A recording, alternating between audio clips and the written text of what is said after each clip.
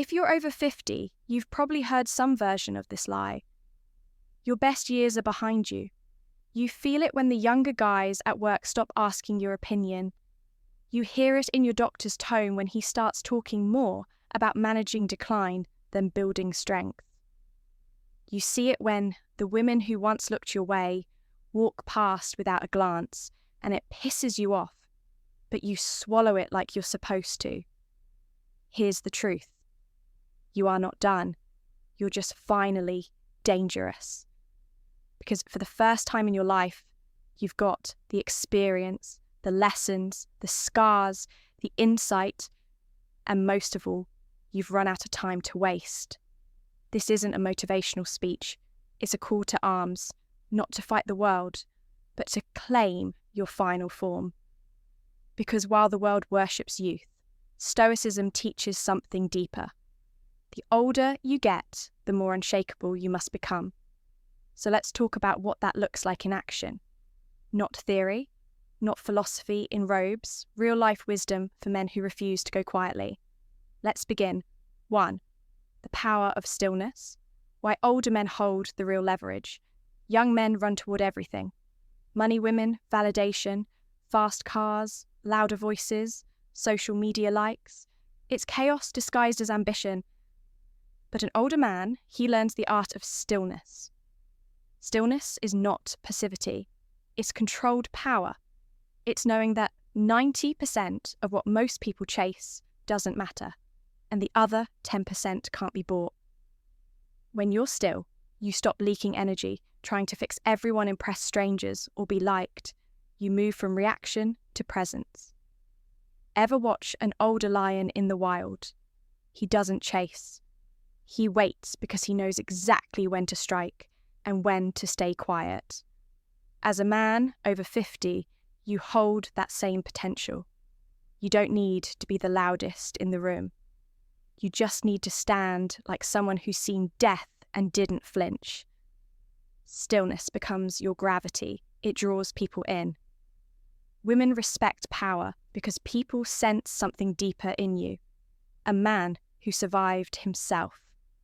2. Unapologetic masculinity. Let the world call it intimidating. There comes a point in every man's life when he either shrinks to fit the modern world or he becomes a mountain. People learn to walk around. You don't owe softness to anyone. You don't owe political correctness to people who haven't lived a day of your life. This culture wants older men to apologize for being masculine, for being direct, for having standards, for not bending to every emotional wave. But guess what? Your unapologetic energy, your too much presence is exactly what a softening world needs. You don't have to shout, you don't have to argue, you just have to exist without folding. Start taking up space again. Sit with your legs wide, speak slowly and clearly. Hold eye contact until the other person breaks. You're not mean, you're not toxic, you're masculine. And that is rare now, which means it's valuable. Don't bury your nature to make others feel safe. Stand tall, they'll adjust. 3. Reclaiming discipline. How? The second half becomes your prime. They say men peak in their 30s. That's false. Most men peak whenever they decide to master themselves. Your 60s can be your prime, but only if you return to discipline. Discipline isn't about military routines. It's about dignity. Wake up and move your body. Eat like your future depends on it because it does. Stop outsourcing your mental clarity to the news or cheap dopamine. Start every morning with stillness. A journal, a walk, a cold shower. Not because it's trendy, but because your time is now currency. Spend it wisely. You want vitality back. Train your body again. You want clarity. Stop consuming trash content and start building your cathedral of thought. The older you get, the more your actions echo. You're not just living, you're leaving behind a blueprint. Leave a strong one. 4. The woman question. Why you stop chasing and start attracting. You might notice something after 50. The chase gets old, the games get boring. You no longer want to impress. You want to be met, and here's the paradox. The moment you stop chasing women is the moment you start attracting them.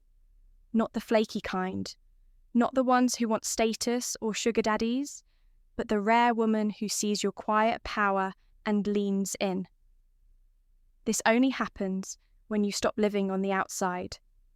Women are drawn to self-contained men who don't need their approval, men who are whole. So stop trying to be younger, stop dressing like you're 25, own the grey, wear the wisdom, speak from the chest, not the throat. There's nothing sexier than a man who walks like he's already enough. You're not invisible, you're just finally in a place where you choose what you see. 5, legacy mode, activated, why it's time to become the man they talk about when you're gone. This final chapter, it's not the end. It's the moment where everything counts. The conversations you have, the way you treat the young men around you, the example you set when you think nobody's watching. Most men live to be remembered by a paycheck, a title, or a car. But real legacy lives in the impact you made when no one asked you to. What did you teach? What did you tolerate? Who did you protect? Who did you become? Your legacy isn't a tombstone. It's how people change because they knew you. So start living as the man they'll quote at your funeral. Be the one whose name gets brought up when younger men ask, "Who showed you how to be a man?" Let the answer be you. You're not past your prime. You are in the age of power where your calm cuts deeper than chaos, where your presence is heavier than any flex, but only if you reclaim it. If you feel this in your bones, if this video reminded you of the strength you forgot you had, type "I'm not done" in the comments. Let's light a fire under the older generation of men, because we don't need more noise. We need men who walk with purpose, speak with weight, and live with legacy. Subscribe if you're done being talked down to. And remember, this age doesn't weaken you, it sharpens you. Music.